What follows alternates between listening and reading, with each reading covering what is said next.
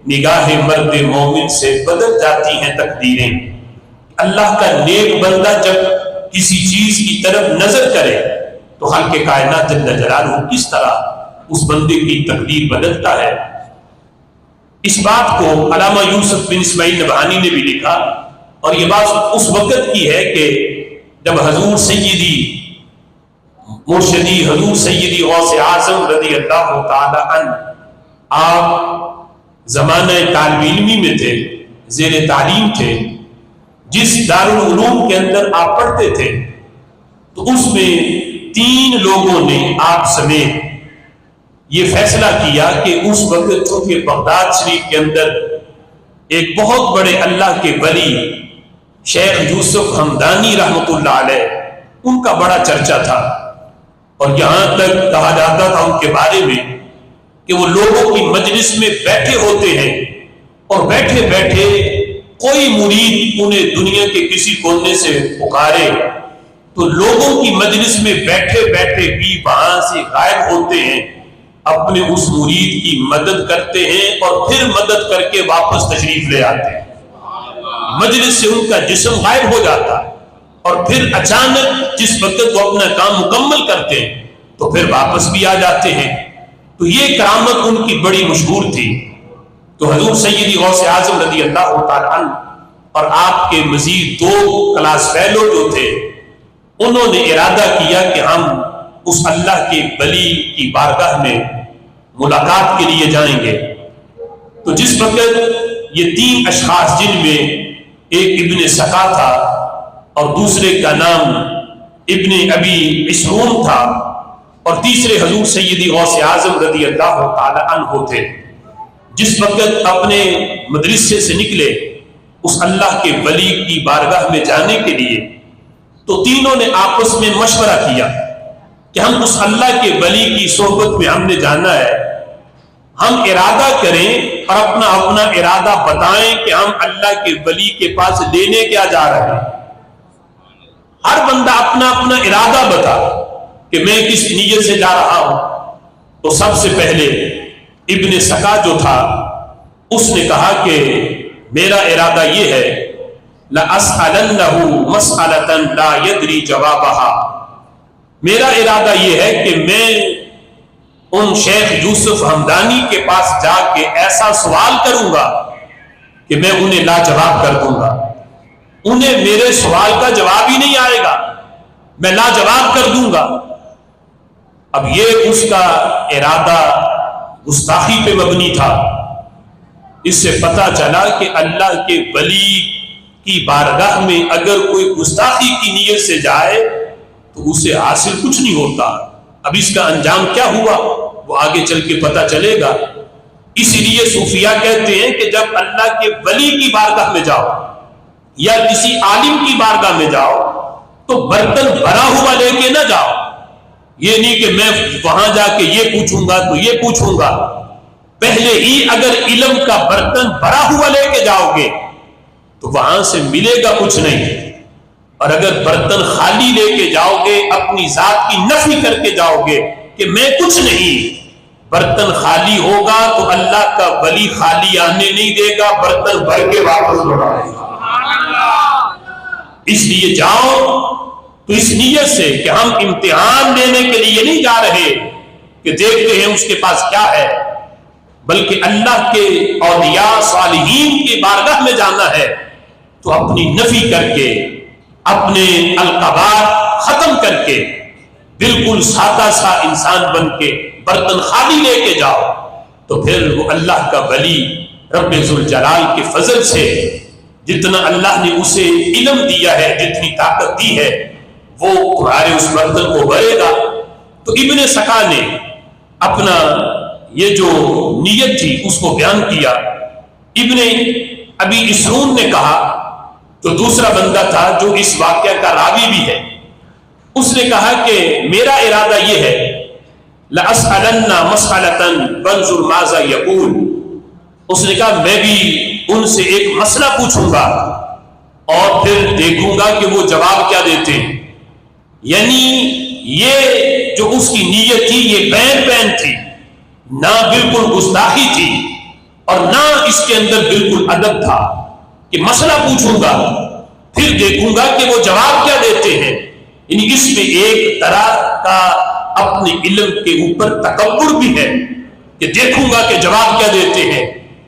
لیکن جس وقت ان دونوں نے حضرت شیخ عبد القادر جیلانی رحمۃ اللہ علیہ سے پوچھا کہ آپ بتائیں آپ کا ارادہ کیا ہے، تو حضور سیدی غوث اعظم رضی اللہ تعالیٰ عنہ فرمانے لگے معاذ اللہ ان اسألہ شیئا، کہتے ہیں میں اسے اللہ کی پناہ چاہتا ہوں کہ میں ان سے جا کے کوئی مسئلہ پوچھوں، کوئی ان کے علم کا امتحان لوں. میں ایسا نہیں کروں گا. میں کیا کروں گا؟ غوث پاک فرماتے ہیں وَأَنَا بَيْنَ يَدَيْهِ انتظر برکتہ، میں ان کے سامنے جا کے دوزانو ہو کے بیٹھ جاؤں گا. بیٹھ کے کروں گا کیا؟ انتظر برکتہ، ان کی طرف سے ملنے والی برکت کا انتظار کروں گا.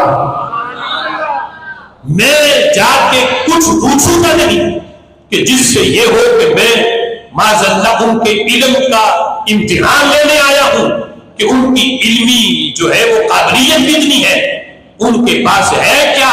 اور میں اس سے میں اللہ کی پناہ چاہتا ہوں. میں ہرگز جا کے اس اللہ کی ولی کا امتحان نہیں لوں گا بلکہ بیٹھ کے اس سے آنے والی برکت کا انتظار کروں گا.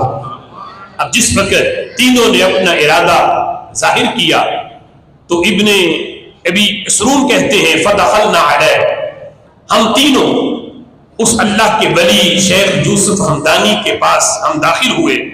ہمیں بتایا گیا کہ شیخ صاحب اس کمرے کے اندر موجود ہے. کہتے ہم تینوں اس کمرے میں داخل ہوئے تو ہم نے دیکھا کہ شیخ کی نشست جو تھی وہ بالکل خالی تھی. فلم نراہ، ہم نے ان کی نشست پر کسی کو نہیں دیکھا، وہ بالکل خالی تھی. ہم جا کے کمرے میں بیٹھ گئے. تھوڑی دیر کے بعد نہ کمرے کا دروازہ کھلا نہ کوئی باہر سے اندر آیا. ہم نے تھوڑی دیر کے بعد دیکھا کہ جو نشست خالی تھی اچانک شیخ یوسف ہمدانی وہاں پہ جمع کر ہو گئے. ہمیں نظر آنے لگے اور کہتے ہیں جب آئے تو بڑے غصے میں تھے، چہرے پہ جلال تھا اور ابن سکا کی طرف دیکھ کے فرمانے لگے وَيْحَكَ، اے ابن سکا تو تباہ ہو جائے، تسألنی مسئلةً لا ادری جوابها، تو یہ نیت لے کے میرے پاس آیا ہے کہ تو مجھ سے آ کے مسئلہ پوچھے گا اور مجھے اس کا جواب نہیں آئے گا. آج لوگ نبی کے علم پر اعتراض کرتے ہیں. کہاں کتنے میل کا سفر درمیان میں موجود تھا، اتنے طویل فاصلے پہ دل کے اندر آنے والا خیال بھی اللہ کے ولی نے بتا دیا. تو چلا تھا اس نیت سے کہ تو آ کے مجھ سے مسئلہ پوچھے گا اور مجھے پتہ نہیں چلے گا. آپ نے اس کا مسئلہ بھی بتایا، فرمایا تو نے پوچھنا یہ تھا، اب اس کا جواب سن. تفصیلاً اس کا جواب بھی بیان کیا. فرمایا تیرا سوال یہ ہے، اس سوال کا جواب یہ ہے. اب یہ تو دل کا خیال تھا، بتا دیا. فرمایا اب سن، میں تیرے مستقبل کے بارے میں بتاتا ہوں کہ تو ایک اللہ کے ولی کے پاس گستاخی کی نیت سے آیا ہے، تیرا انجام کیا ہوگا. اگرچہ تو دین کا طالب علم ہے، تو دین پڑھنے والا ہے، تو شب و روز قرآن و سنت کا درس سنتا ہے، قرآن و حدیث کا جو ہے وہ کتابیں تو پڑھتا ہے، لیکن سن تیرا انجام کیا ہونے والا ہے. فرمایا ایک وقت آئے گا انی لأرا نار الکفری، تو اگرچہ طالب علم دین کا ہے اور دین کے طالب علم کے بارے میں میرے محبوب فرماتے ہیں اللہ کے فرشتے بھی اس کے پاؤں کے نیچے پر بچھاتے ہیں، لیکن میں تیرا مستقبل بڑا قریب دیکھ رہا ہوں. انی لأرا نار الکفر، میں تیرے اندر کفر کی آگ دیکھ رہا ہوں. اگرچہ تو دین پڑھ رہا ہے لیکن میں تیرے اندر کفر کی آگ دیکھ رہا ہوں کہ کفر کی آگ تیرے اندر شعلے مار رہی ہے. اب یہ بات اس کے بارے میں بیان کی اور پھر توجہ اس ابن ابی اسروم کی طرف کی. کہا کہ تیرا ارادہ یہ تھا کہ تو میرے پاس آ کے مسئلہ پوچھے گا اور پھر دیکھے گا کہ میں جواب کیا دیتا ہوں۔ اس کا مسئلہ بھی بتایا، اس کا جواب بھی دیا، اور ساتھ فرمایا کہ چونکہ تیرا جواب جو نیت تھی یہ بین بین تھی، نہ اس میں بالکل ادب تھا نہ اس میں بالکل گستاخی تھی، دونوں پہلو برابر تھے، اس لیے سن تیرا انجام کیا ہوگا۔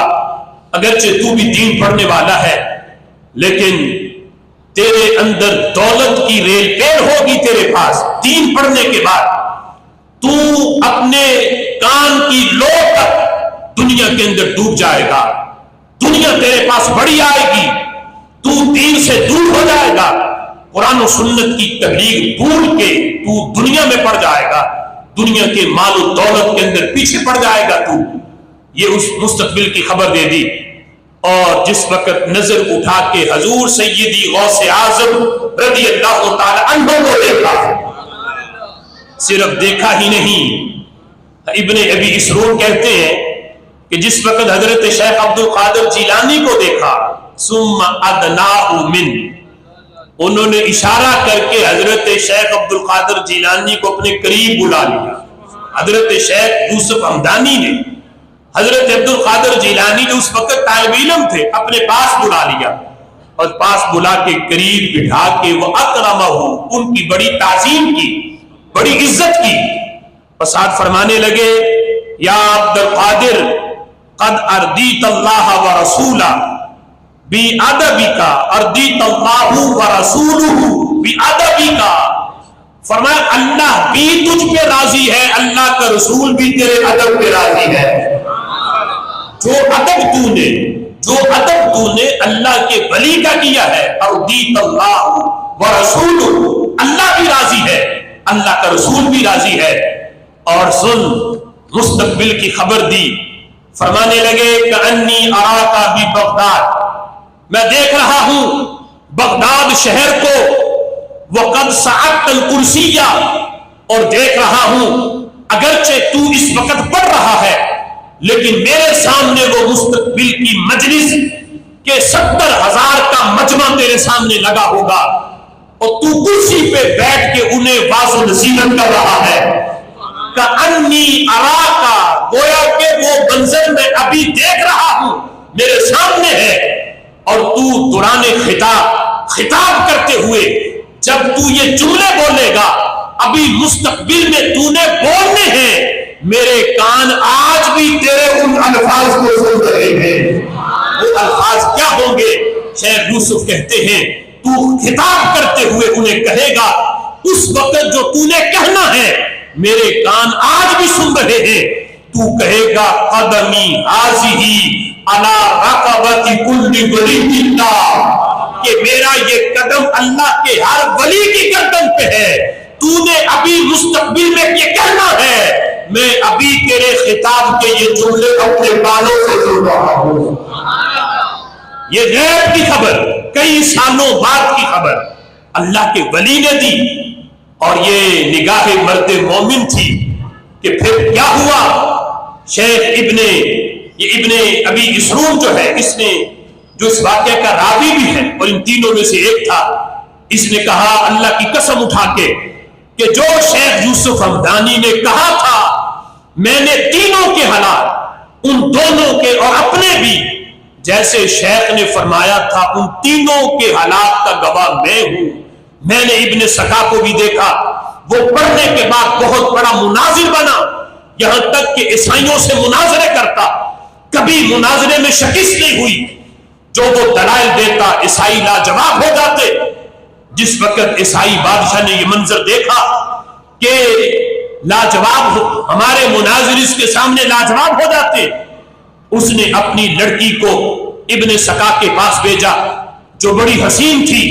ابن سکا اس کے عشق میں گرفتار ہوا، اور انجام یہ ہوا کہ نکاح کا پیغام بھیجا۔ بادشاہ نے کہا قبول کر لیتا ہوں، لیکن شرط یہ ہے کہ اسلام چھوڑ کے عیسائی مذہب قبول کر لے۔ وقت کا مناظر جو عیسائیوں کو لاجواب کرتا ہے، لیکن ایک عورت کے عشق میں گرفتار ہو کے اسلام چھوڑا، عیسائی بنا، جب عیسائی بنا تو بادشاہ نے بھی دھکے دے کے نکال دیا. آخری عمر میں زمین میں پڑا تھا, کوئی پوچھتا نہیں تھا. ابن ابی یسرون کہتا ہے کہ میں اتفاقاً وہاں سے گزرا, تو جب گزرا ابن سکا کا, جب پوچھا کہ یہ ابن سکا ہے, تو مجھے شیخ یوسف ہمدانی کی وہ بات یاد آ گئی کہ میں اس کے اندر کفر کی آگ دیکھتا ہوں. وقت کا مناظر ہو, اللہ کے ولی کا گستاخ بن جائے تو خالق کائنات جل جلالہ دنیا میں ہی اس کو بدلہ عطا فرما دیتا ہے, دنیا میں ہی سزا ملتی ہے. اور ابن ابی یسرون کہتے ہیں کہ میں نے میرے بارے میں جو شیخ نے کہا تھا, میں نے اپنی صورتحال یہ دیکھی, دین پڑھا تو تھا لیکن مال اتنا آیا کہ میں دین سے دور ہو گیا. وہ جو پڑھا تھا سب کچھ بھول گیا. کافر تو نہ ہوا, عقیدہ ٹھیک رہا تو اسلام پہ ہی نہیں, لیکن دین سے دور ہو گیا اور میں دنیا کے مال و دولت کے اندر غرق ہو گیا. کہتے میں نے حضرت شیخ عبد القادر جیلانی کے بارے میں جو شیخ نے جملے بولے تھے وہ بھی میں نے سنے ہوئے تھے, اور میں نے اپنے کانوں سے حضرت شیخ عبد القادر جیلانی کی شہر بغداد کے اندر 70,000 کے مجمع میں یہ اعلان کرتے ہوئے بھی میں نے سنا کہ وہ کہہ رہے تھے, لوگوں میرا یہ قدم اللہ کے ہر ولی کی گردن پہ ہے.